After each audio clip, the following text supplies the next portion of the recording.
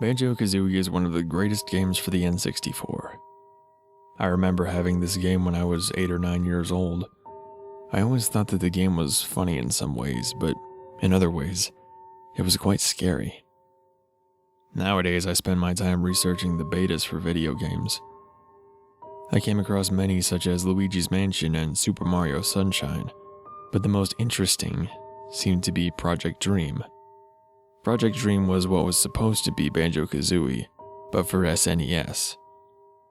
After it was changed to Banjo-Kazooie, fans seemed to like it more. I thought that Project Dream would have been the coolest video game ever. I searched all over the internet for a ROM to download, but nothing came up. As I researched Project Dream more and more, I found out that the main villain of the game would be Captain Black-Eye. That name for some reason caught my attention. I couldn't see what this Captain Black-Eye character looked like because there are only about 2 known images of the game, both only showing the main character, which was a boy named Edison. I googled Captain Black-Eye to see what exactly he is. As soon as I saw his face, I remembered. He was from Banjo-Kazooie and Banjo-Tooie, and that was how I remembered him. I realized since Captain Black-Eye was supposed to be in Project Dream, I should check out the actual game itself to see if there were any other things used from Project Dream that are in Banjo-Kazooie. I went to my basement to find the N64 with Banjo-Kazooie. I dug some cool things up like Mario Kart 64 and Gex. I finally found Banjo-Kazooie, which was hiding right under the N64 this whole time. I returned upstairs and set up my old N64. I blew the dust out of the cartridge and pushed it in. It took me a few tries to get it to start up, but when it did, I was 100% ready. Although I could say I was nervous, I guess I didn't really know. The game began with the Rare logo, but instead of it squishing a bug and going to the intro, it was just a black screen that showed the logo for Rare with no music, then simply skipped to the file selection screen. I didn't notice this at the time and kept playing.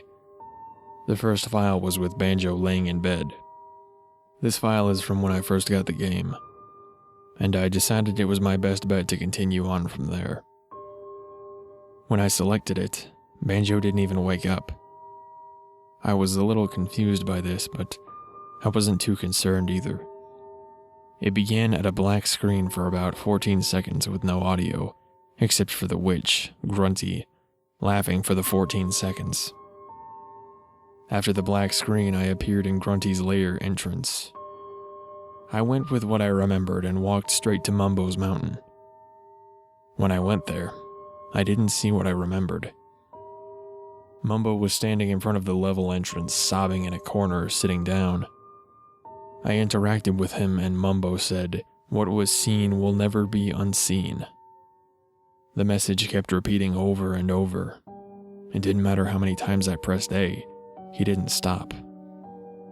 That nervous feeling inside of me grew.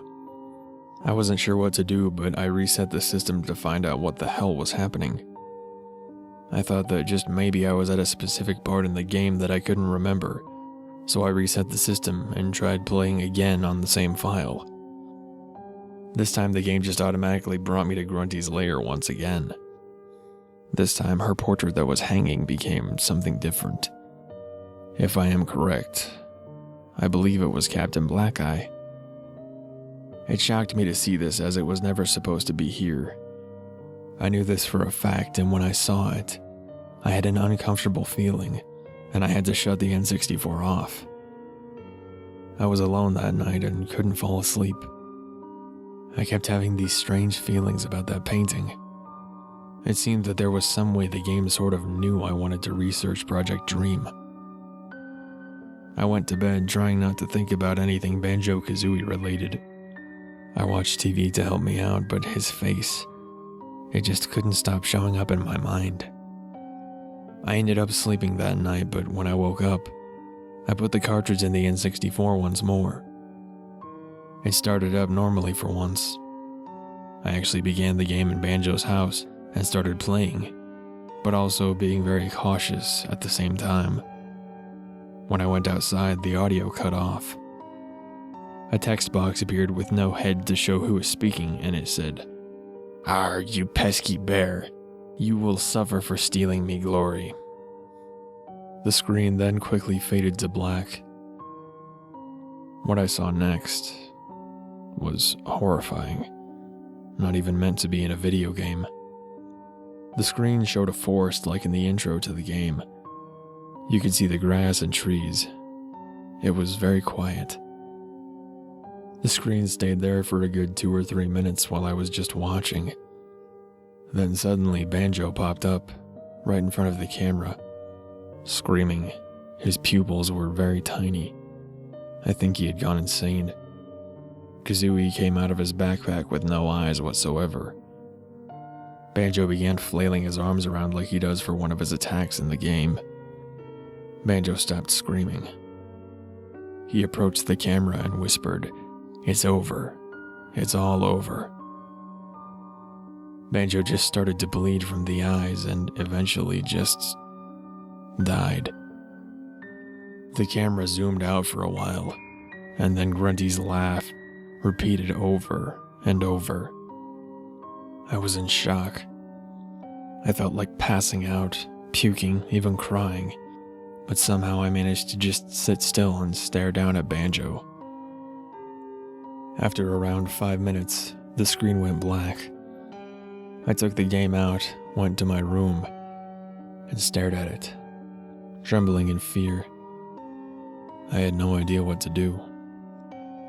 I wrapped the game up and used bubble wrap and sold it on eBay. The buyer surely didn't know what they would get into. I felt a bit happy getting rid of it, but the fear kept overtaking that happiness.